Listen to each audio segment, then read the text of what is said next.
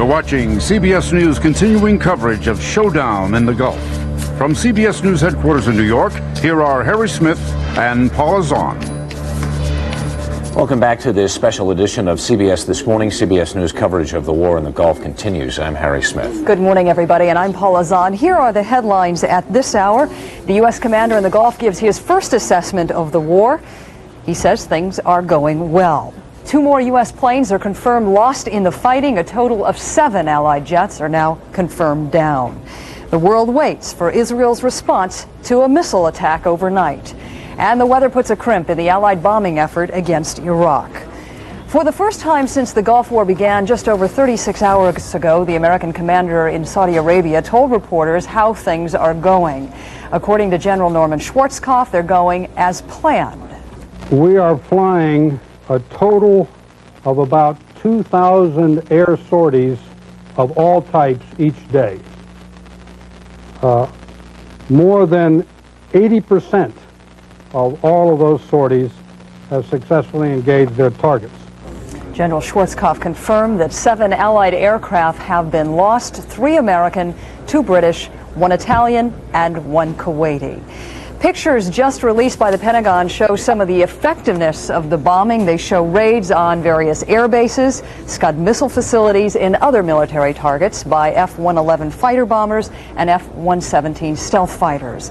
Defense officials commented on the remarkable accuracy of the strikes and said that Allied jets are going after Scud mobile missile sites now. The BBC reports that the presidential palace was struck in Baghdad, but Saddam Hussein was not there. He was reportedly seen in a shelter. 7 Scud missiles hit Israel during the night. They did not carry chemical weapons as feared, but they did serious damage and injured at least 10 people. Israeli jets this morning patrolled their own skies, waiting for orders that may never come, orders to retaliate against Iraq. American and other Allied officials are urging restraints, but there are unconfirmed reports that some Israeli planes are already on their way to Iraq. One extra problem, though, for Allied pilots has cropped up this morning. The once ideal weather over Iraq and Kuwait is changing, interfering with some types of Allied aircraft. And those are the headlines for now. We want to go to Amman, Jordan right now and check in with Alan Pizzi, a veteran CBS News correspondent who was in Baghdad 2 nights ago as the bombing and the shelling of Iraq began. Alan, first, how are you? I'm not too bad. I'm pretty dirty and pretty smelly. There hasn't been any water in Baghdad since the raids began. They came without warning. We had a little bit of warning, of course, that it was going to happen, but suddenly the place just erupted. There was a lot of banging and booming, and then the anti-aircraft fire went off. I must say, none of us ever saw an aircraft. People debated as to whether or not they'd heard one. And we all debated what a cruise missile sounded like, since nobody ever heard one of those either. But it went on all night. We spent part of the night hiding in our rooms, looking out the window and trying to see what was going on. And then we got, some of us went down, most of us went down to the shelter, and then they tried to herd people down to the shelter, and then those that they got, they locked in. So I can't tell you much about the rest of it. But there was a lot of anti-aircraft fire going up there on the first night. And the next day, I drove around town as much as I could.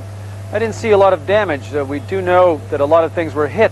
There was no damage in any of the residential or business areas that I actually traveled in. I did manage to file something from the U.S. Embassy phone, but it was suddenly cut.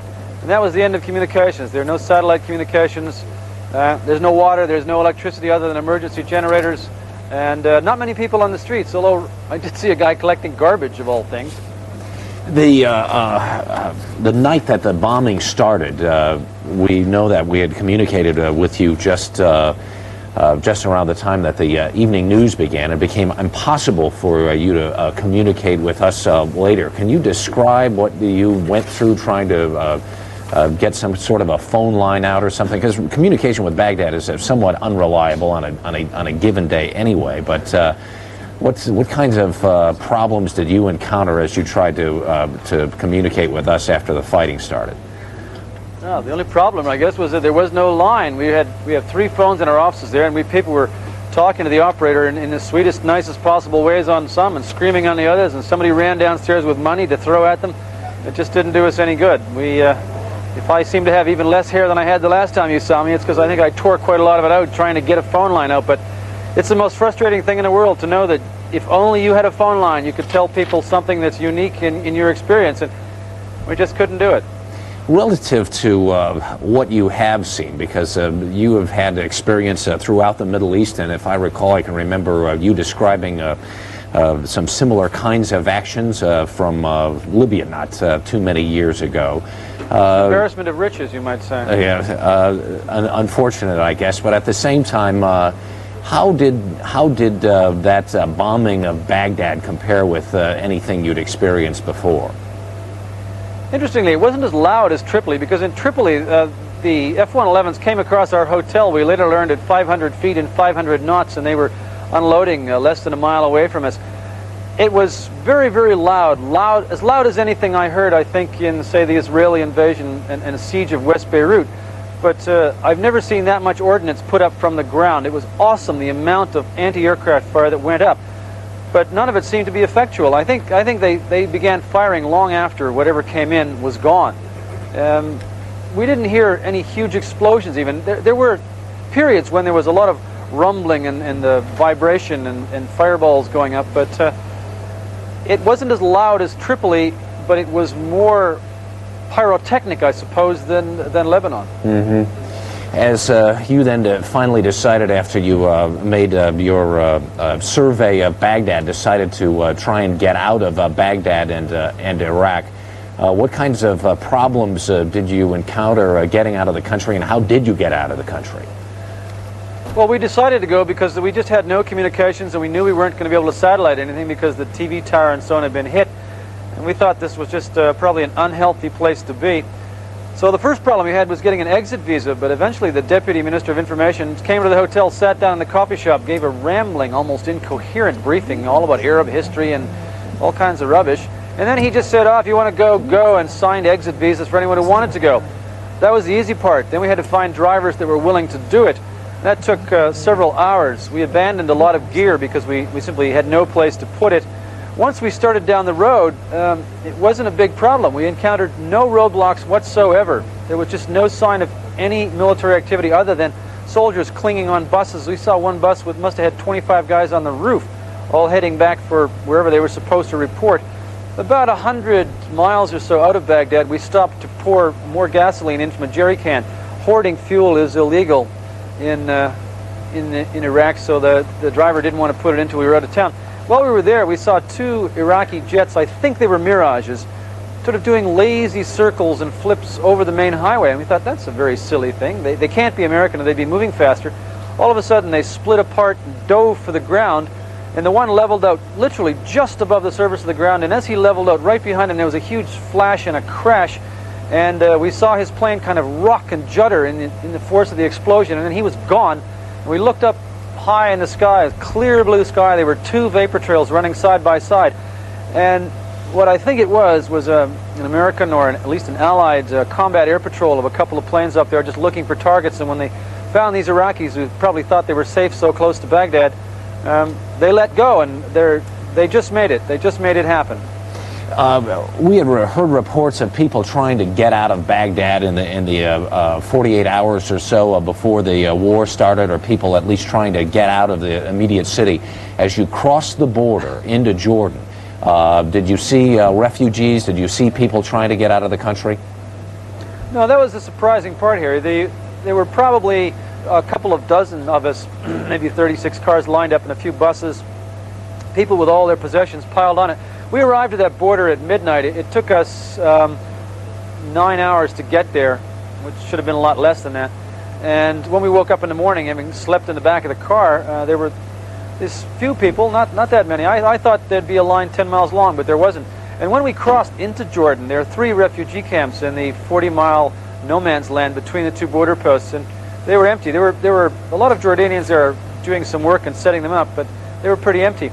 But it's not a particularly wise idea to travel at night anyway. We were caught in 2 separate air raids on the way out, so maybe people are wary of traveling at night. Perhaps today, during the day, you'll find a lot more of them coming. It took us 24 hours to get here.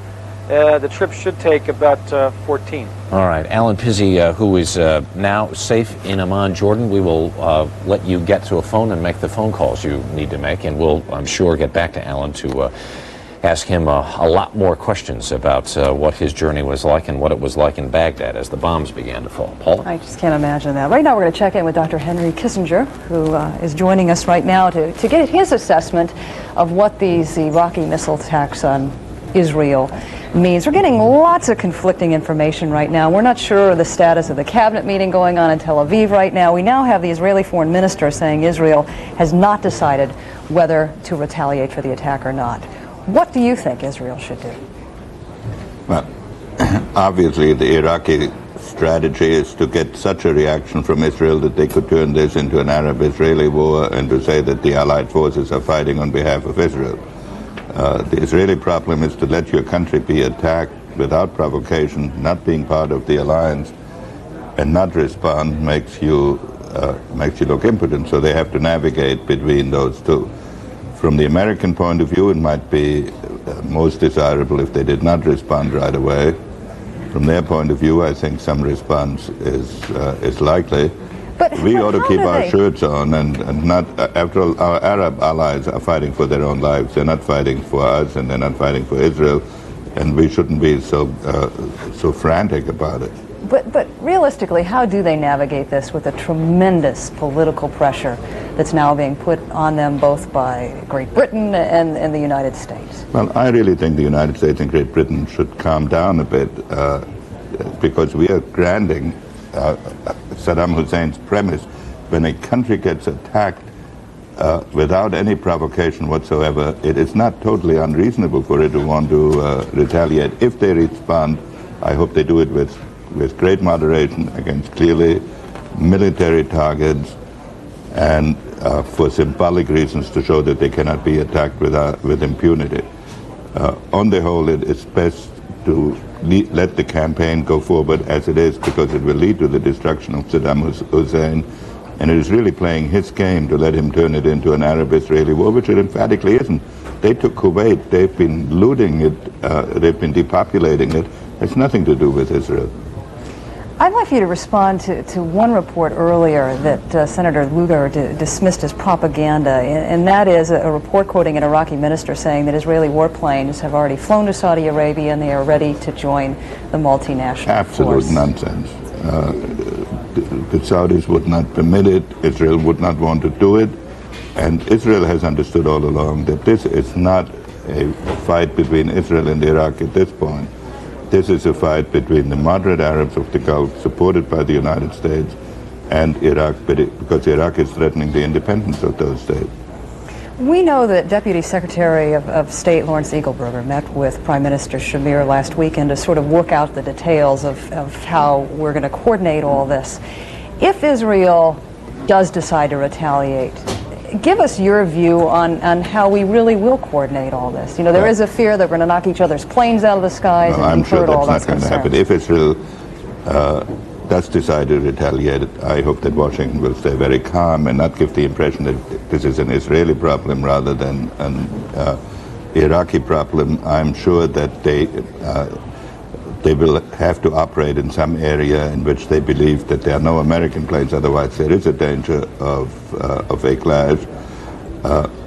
And all things considered, it's in everybody's interest, including Israel's, that the response of Israel be very restrained.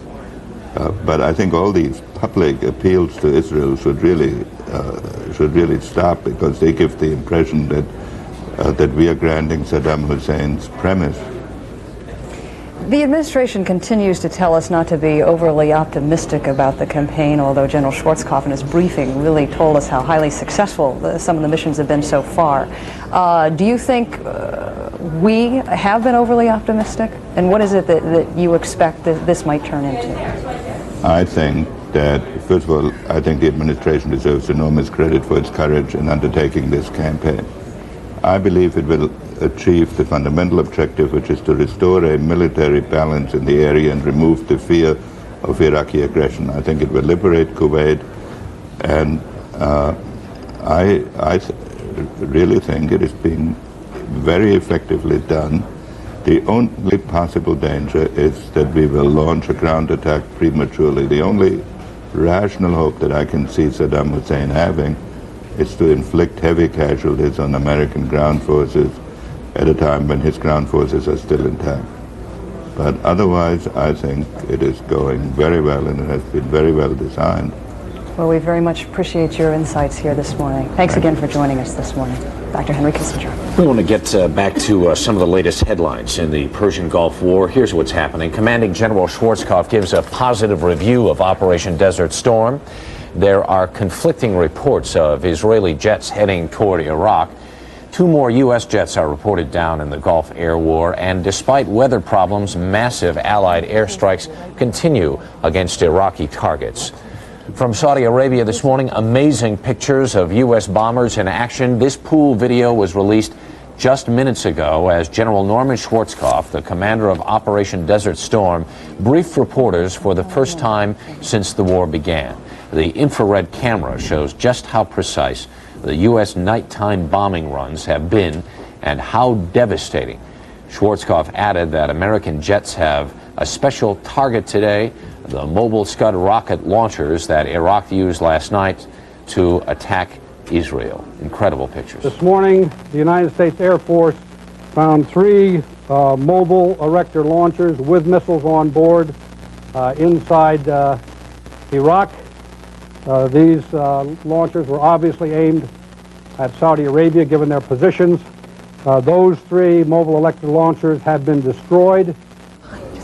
Schwarzkopf also said the Allied forces are running 2,000 bombing sorties a day in the war against Saddam Hussein with an 80% success rate. He also revealed that 7 Allied aircraft are now missing, including 3 U.S. jets. There have so far been no direct ground combat engagements, according to Schwarzkopf. But he did confirm that 3 Americans, 2 Marines and a Navy medic, were slightly wounded by an Iraqi artillery fire near the Kuwait border. That's our headlines up to now. We're going to take a short break. Our continuous coverage of Operation Desert Storm continues right after this.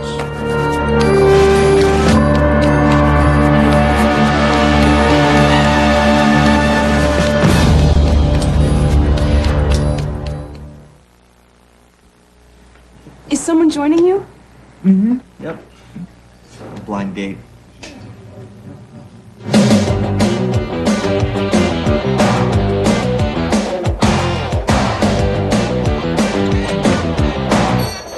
Hi, I'm... Julie? It's nice to meet you. Why don't we go someplace else? The service here is kind of unpredictable. Crisp, clean Dentine. We'll take care of your breath. The rest is up to you. Come on and lose that weight, get your body slim, lose yourself in the taste. You gotta Dynatrim, the weight loss plan from the makers of Centrum. Just blend for a delicious shake. Blend longer for a creamy mousse. Or freeze it for a frozen treat. Come on, lose yourself in the taste. more delicious ways to lose it. Shake it, freeze it, creamy mousse it. You've never been so thin. Introducing Dynatrim. Lose yourself in the taste. When you're cooking your best, nothing tastes quite like butter. Nothing bastes quite like butter. Nothing bakes quite like butter. Butter. Butter!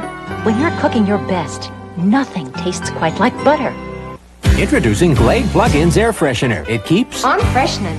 And freshening. And freshener. Plug it in, plug it in. New Glade Plug-ins freshens for 30 days. Plug it in, plug it in. Gently, constantly warms this refill cartridge for a full 30 days. Freshens 30 days, freshens out of your way. Plug it in, plug it in. After 30 days, just pop in a refill. Try Glade Plug-ins and plug into 30-day freshness. Plug it in. I'm a second-half quarterback. That was a stellar performance. 15 pieces of chicken or a supersized bucket of hot wings, just $9.99 each. Anytime you're ready, gentlemen. Super buckets from KFC. Come on, Dad. This whole range of emotion and anxiety that a lot of Americans are experiencing as we are now some 36 hours plus into Operation Desert Storm. Among those are Iraqi Americans. We want to talk to a couple of them right now. Sandra Kassah joins us from WJBK TV in Detroit, along with John Laucia. Good morning to you both. Good morning.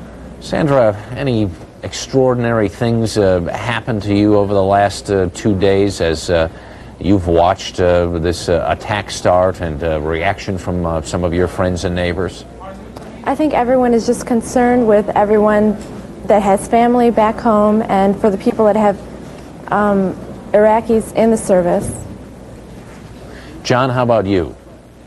Well, of course, I'm very concerned about the events in the Middle East. I was hoping that this crisis could have been resolved peacefully. Unfortunately, that didn't happen. Now that war upon us, I hope that it will end very soon and the loss of life will be held to the absolute minimum. There was a lot of speculation that once hostilities started, there'd be a backlash against Arab Americans, especially Iraqi Americans. Have either of you experienced anything like that? John, first. No, I have not. As a matter of fact, just the opposite. Our friends are calling and asking about our concerns and are very worried about us, and they have been really supportive. How about you, Sandra? I'd have to agree with John. Everyone's been very supportive. Sandra, you have a brother who is in the armed services. Is that not correct? Yes, he is. He's over in Germany. How has he been faring through all of this? Actually, we were kind of concerned because we heard they were sending troops over, and I was able to get to the base yesterday, and he said that everything is fine, and if they do get sent over, that they hope that it'll be quick and they'll be right back safe and sound. John, you emigrated to this country when you were just a child. You have your own children now and a deep and rich Iraqi heritage. How do you explain to them what they're seeing right now? How do you explain something like Saddam Hussein to your own children? Well, it's really hard to explain because it's hard for children that are born in this country in a democracy to understand what it's like to live in a dictatorship. It really is very hard. They don't understand, and all you can do is try to explain to them and to listen to their concerns and ease the pain of what they're seeing on television.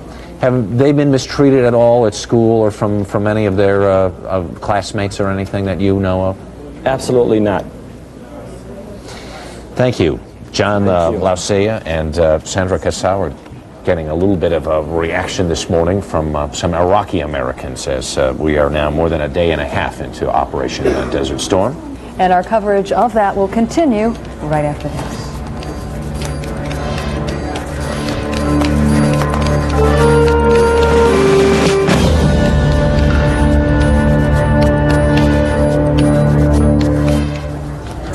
And Harry and I are back now. Actually, I'm going to give you the opportunity to leave for a couple of minutes. I'm going to catch up right now with a man named Ernest Alexander and Joseph Lamerding and Tony Mireles, who join us from our Washington bureau. All three of them had lived in Kuwait and were taken hostage. Let's see if we can catch up with them right now.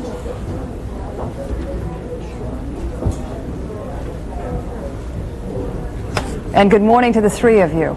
Good morning. Good morning. I know there's a little bit of confusion right now with the signal. We have some stunning results, I think, from a New York Times CBS poll, which shows that 78% of the Americans interviewed yesterday said that they thought the war was going very well for the United States. 86% saying they approved of General Bush, that is President Bush, and his handling of this crisis. George, what are your impressions at this time? Ernest? Yes. Can you hear me? Yes, I can hear you. Actually, I think we're very, very happy that the American people seem to be supporting what's going on. When we were hiding in Kuwait, this is what we wanted. This is what the Kuwaiti people wanted all along. I guess the only thing I have to say is I'm very, very pleased, at least through the early hours of this war, that the kind of message that we were giving on Capitol Hill last week, that the Iraqi people are as much victims and these soldiers are as much victims as the Kuwaiti people. The tanks deserting, the plane giving up, Iraqi soldiers changing their clothes and trying to come over to the other side. This has been very encouraging, and perhaps a lot of our boys won't have to fight if this continues. Describe to us what you shared with the congressman about your experience in Kuwait, Ernest.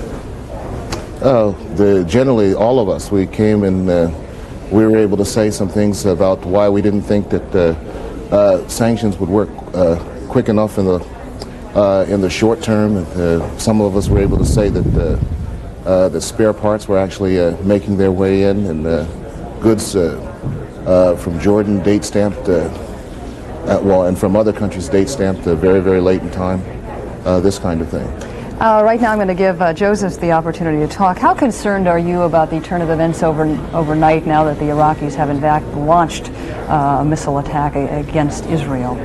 Well, it's extremely unfortunate that the Iraqis have indeed tried to spread their aggression to other countries, one being Israel. Israel has definitely taken a very cautious posture throughout this crisis. It's something that no one wants to see, but unfortunately it has happened. We can only hope that all the people involved continue to think hard about the long-term prospects for a continued war. Everyone wants to see this crisis come to some sort of a resolution very quickly. We can only hope and pray that people do not give up faith and do not give up their resolve. Tony, at this point, what is your biggest concern about Kuwait, the country that you finally successfully were able to get out of? Well, at this point, my biggest concern is, of course, for the brave men and women of Operation Desert Storm and the Kuwaiti people who are still in Kuwait, subject to all the atrocities of which we were spared. My biggest concern is to see that hopefully the conflict will come to an end soon, but I am proud of the action that our country is taking as a leader in response to the aggression after so many diplomatic attempts have failed. Ernest, have you had any contact at all with friends in Kuwait since you were able to get out? Actually, the first few days home, people in Kuwait were so concerned that someone went all the way to Baghdad just to call the United States and see that I got home all right and the family was doing okay, and I asked them to go back to Kuwait, and we haven't heard anything since then. Joseph, how about you? Likewise, I did receive a phone call from two Kuwaiti gentlemen that managed to escape. They called just to assure themselves that I did in fact make it, and likewise I expressed my deep, grave concern for their safety and the safety of their fellow countrymen. Tony, can you describe to us how bad things were when you got out?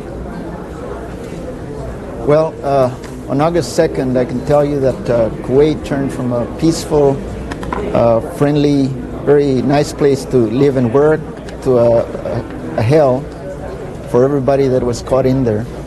All of a sudden, there was terror throughout the air. Within a few weeks, people were afraid to talk to me because I was an American, and so on. So there was overnight, there was terror prevalent throughout the place. When I got out there, the situation had become worse. While at the American Embassy for over 4 months, we received numerous telephone calls of people, brave people on the outside, how they were holding out and how they were trying their best, Kuwaitis, to help Americans that were in hiding. Ernest, in the beginning of the interview, you talked about your support of the Allied forces now fighting in Kuwait and in Iraq. What is your hope about how this might end up being resolved? Well, I have family among the various multinational forces myself, and I hope that perhaps in Baghdad some alarm bells will ring, and the Iraqis will decide to withdraw from Kuwait, and we can stop the fighting without committing our ground troops. That's my hope. And Joseph, in the few seconds we have left, your hope? Right now, I hope that the rest of the nation can pull together with the majority as of now, and to continue their support for the U.S. people in uniform and for the Allied forces. It is definitely not an easy time, but we do definitely need to continue support and prayers for all. Thank you all for joining us, and sorry about the confusion at the beginning. I could not see you. We're going to be back right after this.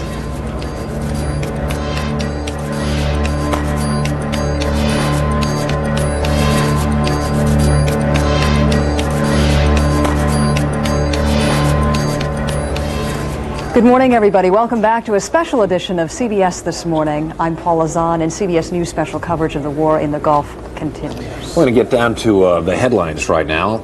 The U.S. commander in the Gulf gives Operation Desert Storm the thumbs up. A total of 3 American warplanes are now confirmed down in the fighting. Israel considers how to respond to an Iraqi missile attack, and Baghdad threatens more action against Israel. The American commander in the Persian Gulf this morning held his first briefing since the war began. General Norman Schwarzkopf told reporters things are going as well as planned, including the battle at sea. This morning, the Navy has engaged 3 enemy patrol boats and either disabled them or sunk them. In addition to that, we have increasing numbers of amphibious ships moving into the Gulf area at this time. With General Schwarzkopf was the top Air Force commander in the Gulf, narrating just released pictures of Allied bombing raids. Air Force Commanding General Chuck Horner pointed out the amazing accuracy of the Allied bombing runs. This sequence was shot at night with an infrared camera aboard an F-117 stealth fighter, homing in on the Iraqi Air Force Ministry in downtown Baghdad. Other footage showed direct hits on Scud missile launchers and other military targets. The general says Allied warplanes destroyed 6 additional mobile missile launchers today, and that Iraq's remaining Scud launchers are getting top priority. And these pictures, smuggled out of Baghdad by a British news crew, show what the Allied assault looked like to people on the ground. There was also destruction in Israel, where 7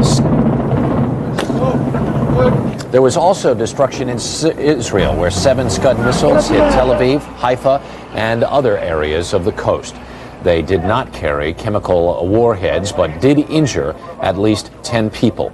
The Israeli cabinet met this morning to decide if and how to respond to those attacks.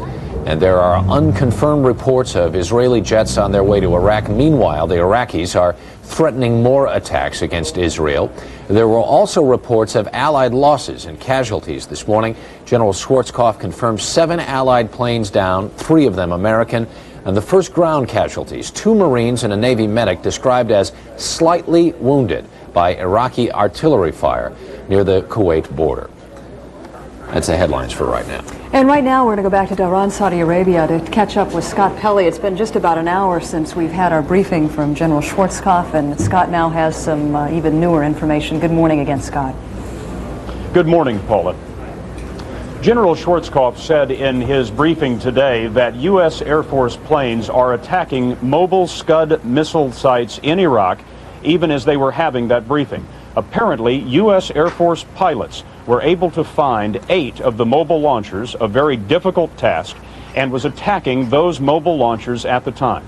We understand now that 3 of the mobile launchers have been destroyed. The remaining 5 are under attack.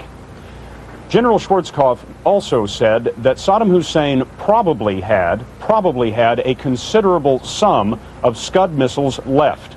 Last night, of course, there was the attack on Tel Aviv and other points in Israel, and here in Dhahran, at a major airbase where we are now, one Scud missile was launched to this location. It was knocked down by an American anti-missile system. One of the fears here today is that Saddam Hussein has been shown by the U.S. Air Force that his Scud missiles can be held at risk, can be found, can be destroyed, and he might decide to use them rather than lose them. The sun is setting here in Dhahran. The Scud missile attacks have occurred after sunset, and there is some fear here now that there will be more tonight. Scott Pelley, thank you very much. Right now we're going to go to Washington, where we have Jim Stewart standing by at the Pentagon. Good morning, Jim. Good morning. The president is expected to be here around 2:30 this afternoon, we're told. He is going to be here for an hour. He'll go into the command and control room here and receive a briefing from Secretary Cheney, the chairman of the Joint Chiefs of Staff, General Colin Powell, and the other Joint Chiefs. We're told that that briefing will be in much greater detail, obviously, than the one that was given the public earlier, but he will make no public appearances while he is here, simply arriving by the side gate here and then leaving 1 hour later. Now, one of the things that we're told that is of highest concern here at the Pentagon and in the Saudi Arabian command centers today are these Scud missiles. As General Schwarzkopf pointed out, they simply did not get all of them. That is the fixed missile sites as well as these mobile missile sites. And they are of increasing concern here. We know that Navy jets have been taking on these Scud sites now for 3 or 4 waves of attacks. We know that those attacks are continuing. But as the General said, this is like finding a needle in a haystack, and he said that there are a considerable number of needles still out there. Paula? Can you also fill us in on the weather? We're told the weather's pretty bad right now and what impact that's having on operations. I don't have any confirmation here of that, but I am led to believe that in fact it is causing some problems. How serious they are, we simply don't know at the moment. All right, Jim Stewart reporting from the Pentagon. We've talked some this morning about how Americans are reacting to our 36-old operation now. 86% of those polled in yesterday's New York Times CBS News poll saying they approved of the way George Bush is handling all this. Right now we're going to go to Betsy Aaron, who's standing by in London to get European reaction to the operation. Good morning, Betsy. Good morning, Paula. Can you fill us in on what the reaction has been so far?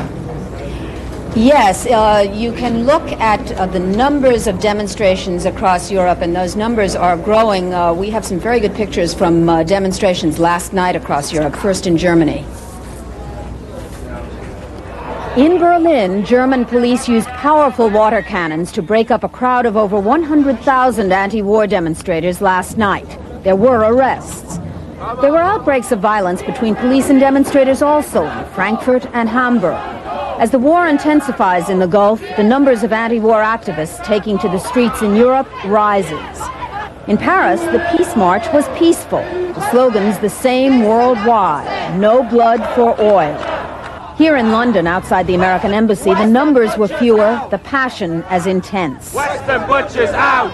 Hands off Iraq! These peace protests, these anti-war demonstrations, in no way support the actions of Saddam Hussein. But if Saddam thinks he has no friends in the world, he should look towards Algiers, where thousands of his supporters took to the streets, carrying his picture and shouting support. To put all of this in some sort of perspective, when reports of planes lost and bodies arriving come in, obviously the early euphoria of the war is wearing off and people take to the streets. But at the same time, more countries are joining the war effort. Both Italy and Turkey have committed their forces to that war effort. So the coalition is growing, holding, and very strong. Paula? Betsy Aaron, thank you very much. Sorry about the confusion at the top of your report.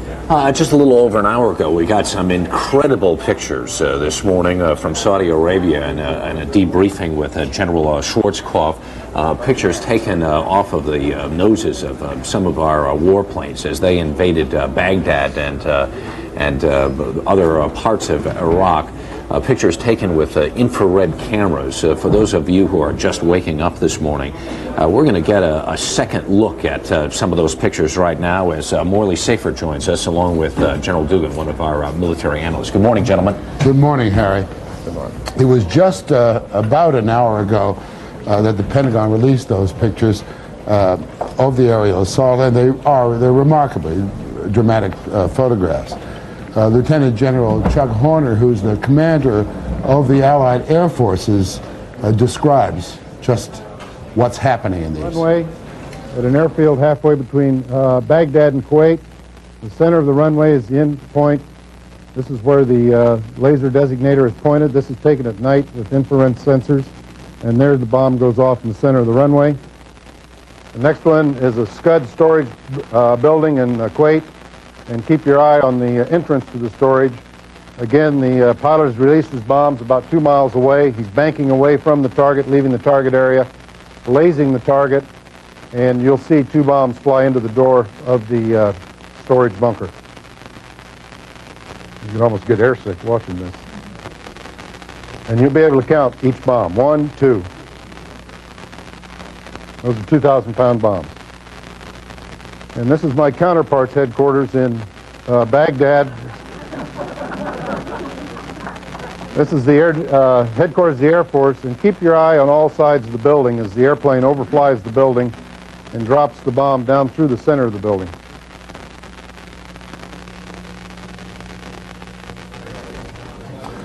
Remarkable stuff. I hope there wasn't a briefing going on for the press in the headquarters when that occurred. Are you sure you really hope It is.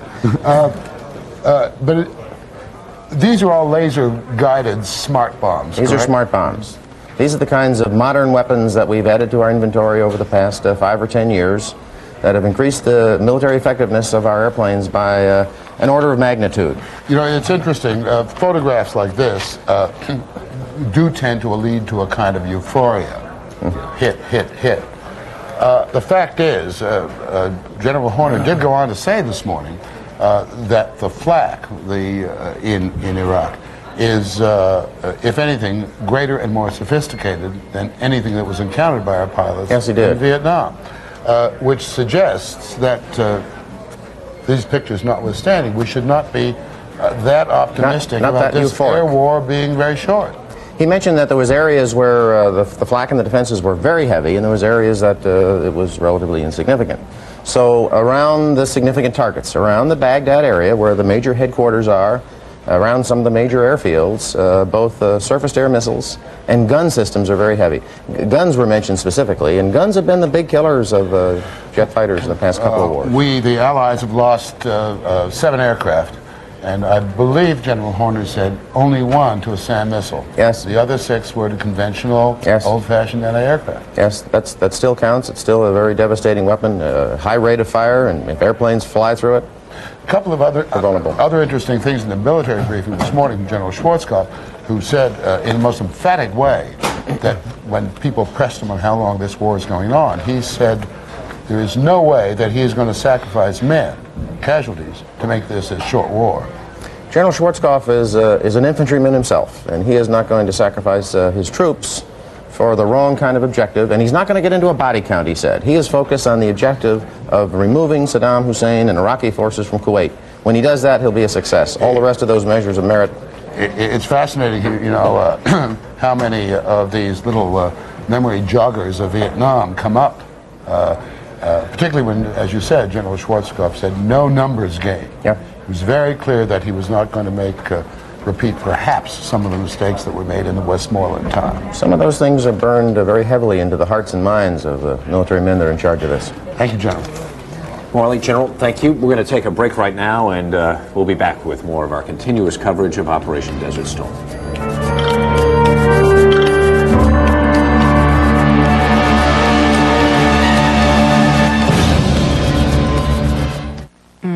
When I think of everything I put in my hair to make it shiny, more manageable, and all it took was a touch of VO5. Yeah, VO5. VO5 hairdressing. A touch does so much. Wow. I just tried VO5 for the first time. Yeah, the stuff in the tube your old man used for control. The stuff that's been around forever. Now I know why. VO5 hairdressing. A touch does so much. Come on along, I'll take you to the lullaby of Broadway. The hickory and ballyhoo. The lullaby of Broadway. And in the center of it all is the Milford Plaza. Stay at the Milford Plaza Hotel with cocktail dinner and breakfast for $49.50 per person. Discover why we are the lullaby of Broadway. The Milford Plaza is the lullaby of all Broadway. Cleaning toilets is a lousy job, so I invented 2000 Flushes Blue to help you. It's loaded with detergents, cleans and deodorizes automatically, up to 4 months. Try my 2000 Flushes Blue or green. Cleans your toilet with every flush. I'll never get through tomorrow if I don't get some Z's. Introducing single-dose maximum strength Nitol. Just one will help you fall fast asleep fast. New maximum strength Nitol. Just one Nitol will help you get a lot of Z's. When life's little irritations are everywhere you turn, more people turn to Visine. When eyes need it most, it's the most trusted name for relief. Visine gets the red out and a whole lot more. Why do I enjoy healthier Alpine Lace, low cholesterol and low sodium Swiss low cheese? Because it tastes so good. And Now it's even lower in fat. The healthy and tasty Swiss low cheese tastes so good. From Alpine Lace.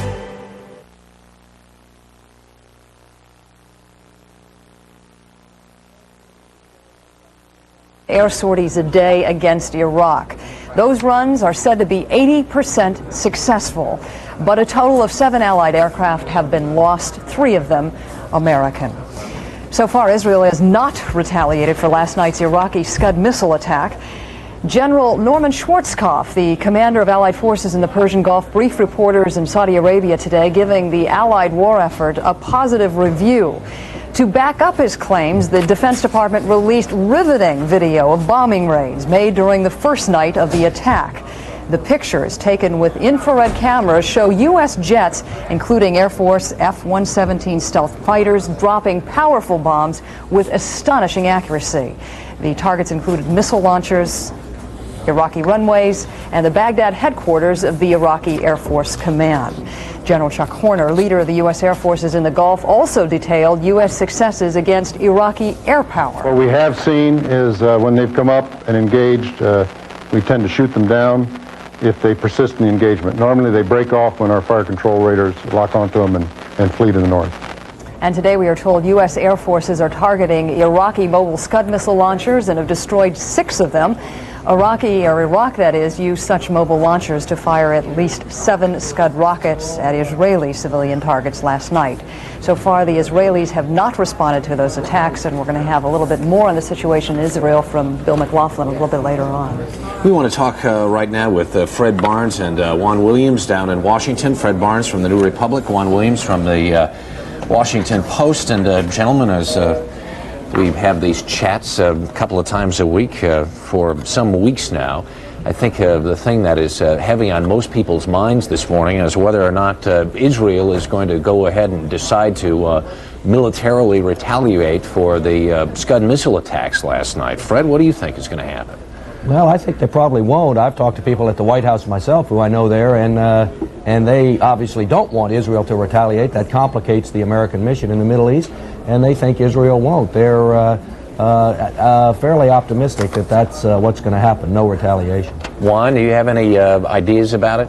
Well, I think that what you're seeing is that last night, I think with the minute that the news came of the attacks on Israel, you saw a real sense of panic spread in the political community here, because I think it clearly is the case that the American people then saw the potential that you would have a much wider and long-lasting conflict, which is exactly the road to hell as far as politicians in this town are concerned, because the American public support would evaporate very quickly. People are very concerned. Just yesterday in the Senate, we had a resolution passed of support for this effort, but it was a big debate between the Democrats who didn't want to support the idea of additional military force, or say that they somehow support it, and Republicans who wanted that for the president. What is going to happen, though, in Israel right now with there has to be incredible civilian pressure on the politicians there, saying, we said we would trust America to protect us through all of this. Here we sit, 7 Scuds have come in, hit civilian locations. We have to do something about it. We have to get involved in all of this. Well, I think you have to look at it a little bit from a different angle when you talk about Washington, Herrick. From Washington's perspective, it's clearly the case that we're trying to carry the ball over there, and we're counting on Israel to be a good ally. And I think there's a lot of pressure feeling that we are currently engaged in retaliatory acts in support of Israel, and being very clear about it. And the case is, will Israel stand by us? I think clearly the Israelis are saying that they didn't take preemptory attacks, but from the American perspective, it differs somewhat. It is interesting to me, Fred, that the alliance that was built and the idea that Israel has had to take such a backseat role through all of this, the coalition building that was done and the trust that Israel put in the United States through all of this has been really quite phenomenal. Well, it really has been, and the Israelis are, of course, the people there whose very survival as a nation has basically been at stake for the last 40 years, and so they're naturally very worried. But this attack, I think it would have had a different impact on Israel if a lot of people had been killed, or if chemical weapons had been used, because they have a particular horror given the Holocaust during World War II. But under the circumstances, I think we're very lucky that these attacks, which I think were desperate attacks by Saddam Hussein, sure, he has some Scud missiles left, but he's not using them to attack military sites. He's using them just to sow distrust, to terrorize the Allies, to try to hurt the coalition politically and not militarily. Fred Barnes, Juan Williams, gentlemen, thank you so much for taking the time to chat with us this morning. As you know, there's been some confusion this morning as to whether the Israelis have in fact made a decision whether to retaliate or not. Let's go to Bill McLaughlin, who's standing by in Tel Aviv right now. What can you tell us about the cabinet meetings that were held? Well, the main cabinet meeting is over, although there are still meetings going on in the very restricted war cabinet, Paula. I have to say that it's Shabbat, it's the Jewish Sabbath, and the streets are empty, the town is very quiet, but not for any religious reasons, but because in this city, usually filled with rumors and gossip, there's now a lot of fear. Everyone seems to be agreed that there is going to be, sometime tonight, yet another Iraqi Scud missile attack. The only question is, what kind of attack? Conventional, as it was earlier today, or chemical? The cabinet had to decide how to respond, what to do. There seems to be, from what I'm getting is this, that there is very little doubt that although there has been debate and argument within the cabinet, debate and argument between Tel Aviv and Jerusalem and Washington, the Israelis have told Baker, there was a conversation earlier today, I'm told, between Baker and Shamir, Baker pleading that for the Israelis to hold back, and Shamir saying, look, we have to defend ourselves. I think this is what's going to happen. If the Iraqis trundle out their missile launchers again tonight, launch them, Israel will again absorb a strike, but it's going to hit back somehow. But it's not going to hit back at any civilian population centers. It's not going to answer back in kind. It'll go after purely military targets. And that in itself will probably, people here believe, probably not upset the U.S. Arab coalition. Yeah, people here are saying that that's sort of a sanitized attack. Is that really sort of the impression that you get from other folks out there that you talk to, that if in fact they carried on with an attack like that, that it wouldn't diminish support for the coalition? Absolutely. It would be that kind of sanitized attack, as you put it. However, and this is a really big however, if the Iraqis are so suicidal as to use chemical weapons against Israel, all bets are off. I wouldn't want to predict what the Israelis would then do. The whole idea of using poison gas against the Jewish state, with all those historical implications, is so incredible that I don't think anyone here is prepared to gauge or to measure or to predict the Israeli response. Bill McLaughlin reporting from Tel Aviv. Thank you very much. Our continuing coverage of Operation Desert Storm. We'll be back in just a second.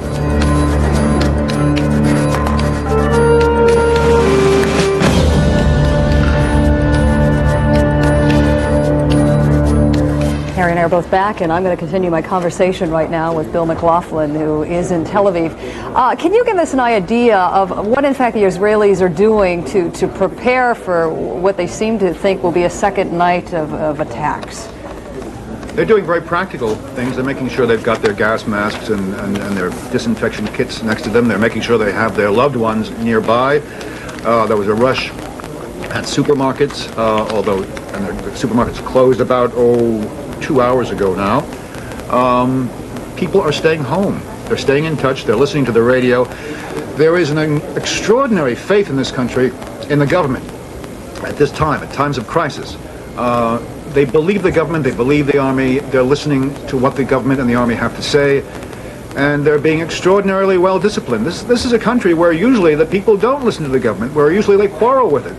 But in times of crisis, they pull together in the most extraordinary way. And the government, of course, is getting tremendous pressure on it from everywhere today. Most of the congressmen and senators that we talked with this morning reinforced that all morning long. Give us a sense of just how much pressure is being brought to bear on the Israelis by the British and the United States. This is the kind of country, because of its history, that can, a lot of pressure, to answer that question real quickly, but it's the kind of country that can ignore that pressure because of its very unique, peculiar tradition. Don't forget, there's also tremendous internal domestic pressure for the Israelis to do something. They have a government, just the way we have a government, and they have public opinion just as we have public opinion, and the public opinion here is saying, do something, hit back. And also, Israeli morale is a little bit low. They need to do something to boost that morale. They have to show that Israel is present. That means going after purely military and strategic targets, but leaving the civilians alone. Bill McLaughlin, thank you so much, reporting from Tel Aviv for us this morning. Paula, we're measuring reaction around the country from different people. There have been all kinds of response to Operation Desert Storm, as it's now more than a day and a half old. And we want to check in right now with Lois Flickinger of Lansing, Michigan. Good morning, Lois. Good morning. We pronounce your name okay? Pretty close. It's Flickinger. Okay, Flickinger. If we can get the cameraman who is standing with you there, Lois, to pull out a little bit, we want to take a look at a billboard that you're at least in part responsible for. Tell us what this project is all about. It's part of a statewide campaign where we've put up 100 billboards throughout the entire state of Michigan, simply to encourage people and remind them that the most important thing to do to bring a peaceful resolution to the Mideast crisis is to pray. Lois, do you think of yourself as being particularly anti-war, or do you feel like the government is doing the wrong thing, or is the motivation here different? I don't want to be classified as anti-war or pro-war. This is simply an appeal for the only real resolution to the problem, and it's one that everyone throughout the country, no matter what their position is, can find valid, because God works from within the hearts of people, and we're looking for something that's based in truth and justice, not just pure victory. And so both sides are aiming for that, although they're working from different positions. Now, did you get the billboard company to donate this space? Yes, I did. On December 20th, just on an impulse, I called Gannett Outdoor Advertising, and I asked questions as to how expensive this would be to just put a couple up in the Grand Rapids area. And they went from there, and they offered me 100 of them statewide, rent-free and installation-free, and all I had to do was pay the cost of putting up the poster that they put up there. And they even worked out a deal with me from the printer. So they've been very, very cooperative, and I understand outdoor advertising companies are like this. They're willing to work with me as long as it's necessary to keep this going. What has the response been to this billboard campaign? If some of these have been up since December already, what kinds of things are you hearing back? Everything is positive. There hasn't been a negative note yet. All the people seem to be wondering why it took so long for there to be a public appeal to pray. And I think the basis of this is that the majority of Americans believe in God. Our money still even says that it's in God we trust. And at least, and most necessarily in times of crisis, that is where they put their trust, even if they do it privately. So it's important to them to know that their leaders are going to be supported by the prayers of the nation. And I think that they would really like it if their political leaders would call them to pray and ask for their support in that way. It gives them something positive that they can do. And the most special and touching response I've had have been from the children. I've been working with one of the schools in Grand Rapids, and the children who at first earlier this week were in tears because of the tenseness over the situation have turned to prayer, and they're calming down. They're not happy about the situation, but they don't feel like it's totally 100% out of their control anymore. It's part of the way America is responding in Lansing, Michigan this morning with Lois Flickinger. There are more than 100 of those billboards that have been put up throughout the state of Michigan. Our coverage will continue right after this. We'll be right back. This is CBS. It's the January deduction sale at Beaman Pontiac. With deals like this 91 Sunbird that has a deduction of $20.34 and the final Beaman price of $75.91. Or this 91 Pontiac Grand Am. Folks, you can save over $2,000 on this one. The Beaman price is $88.96. It's deal after deal in January at Beaman Pontiac, 1525 Broadway at West End. Back to the basics. Come home to Beaman. Once a year, there's a coat sale so big it breaks records. Right now, Burlington Coat Factory has slashed its already low prices on over 2 million coats during its once-a-year warehouse sale. It's America's greatest coat sale with tremendous savings on top-name coats for women, men, and children, plus sportswear, kids' clothes, and menswear at the lowest prices of the season now. Don't wait. At these prices, they won't hang around long. Save now on coats and so much more during Burlington's once-a-year warehouse sale.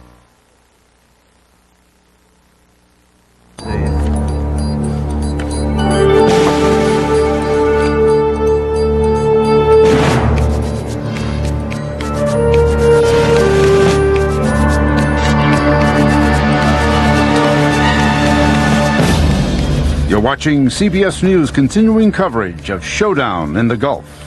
From CBS News headquarters in New York, here are Harry Smith and Paula Zahn.